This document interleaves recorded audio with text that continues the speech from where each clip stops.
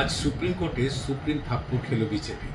Kolkata high court আগেই স্পষ্টভাবে জানিয়ে দিয়েছিল যে বাংলার 100 দিনের কাজ বন্ধ রাখা যাবে না, অবিলম্বে তা চালু করতে হবে। কিন্তু সেই রায়কে চ্যালেঞ্জ করে কেন্দ্রের বিজেপি সরকার গিয়েছিল শীর্ষ আদালতে অর্থাৎ সুপ্রিম কোর্টে। আজকে সুপ্রিম কোর্ট সেই মামলা খারিজ করে দিল। অর্থাৎ মানুষের অধিকারের প্রশ্নে বিজেপির আবার আইনি পরাজয় ঘটল সুপ্রিম কোর্টে।